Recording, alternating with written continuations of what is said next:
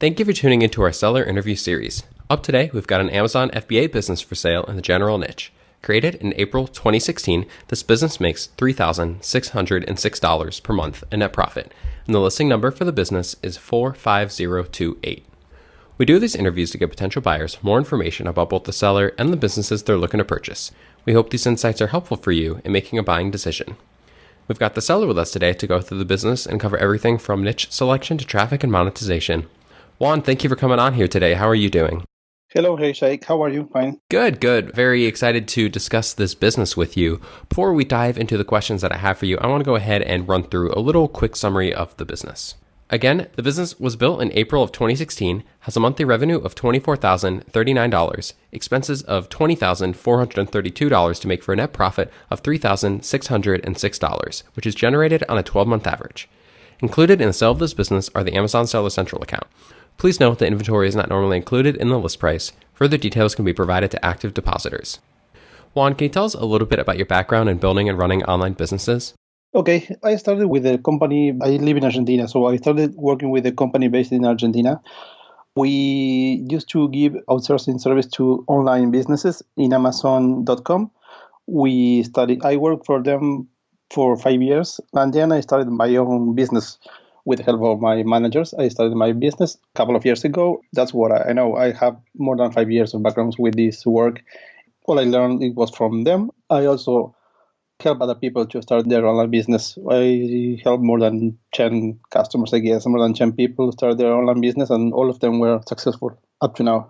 So looking at this particular business, why did you choose Amazon FBA over something like, for instance, drop shipping? Because I'm far away from USA. As I told you, I'm living in Argentina, and this is the easiest way to manage a business like this. Why have you decided to sell the business today? I'm trying to do different things, trying to get involved in a couple of new businesses. So that's why I'm thinking on this possibility. When you look back at this business, it's been running now for a little over 2 years, and you've seen great success with this business, making about $3,600 every single month in profit, on an average over the last year. So what would you say has led to your success with growing the business? I think the background I have on this business, as I told you, I have more than 5 years working in this, and I know quite a little bit of the business. I know what to look for when I'm trying to purchase an item. I can think about the quantities, and I can think about the profits on the margins. I think the highest thing I can know from this business. Where does most of your traffic come from for the business?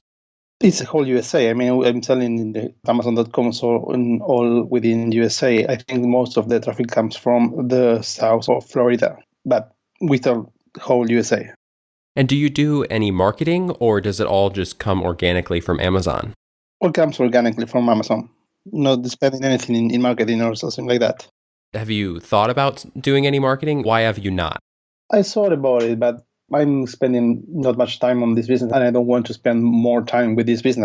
I don't want to have to spend more than 2 to 3 hours a day in front of the computer. That's why I'm not thinking of doing something like that.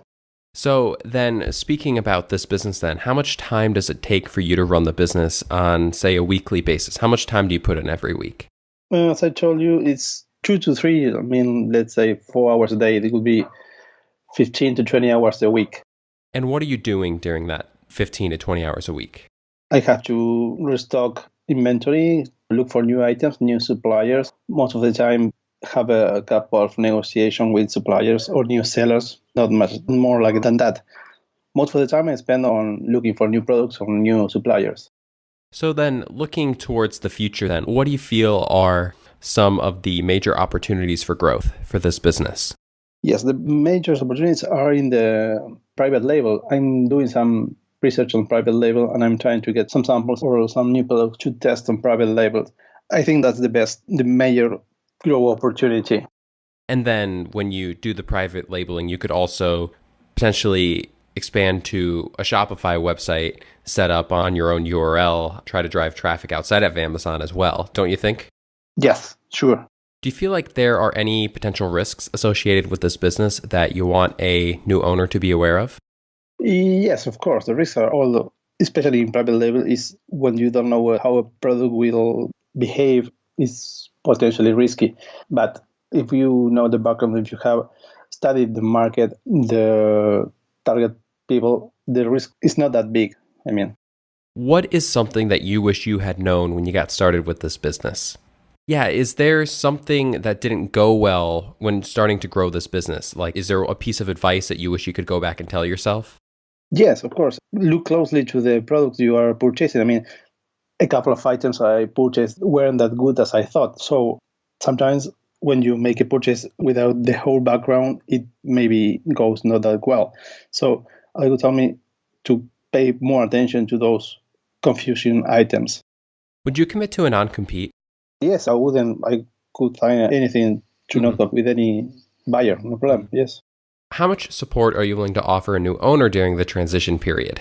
I wouldn't have a problem to give him all the support they need. I can give Skype calls, I can answer emails, I can give you my phone number to answer your calls, whatever you need. I don't have any problem on the time they need it. I'm sure that makes someone who's hesitant because of, maybe this would be their first time in Amazon FBA. I'm sure that makes them feel a little better. Are you willing to negotiate on something like an earnout? Yes. I think it would be a possibility. Awesome. Juan, thank you so much for answering all my questions today and taking the time with me. I do have another question for you, one more, but before we get to that, I want to go ahead and run through that quick summary of the business again.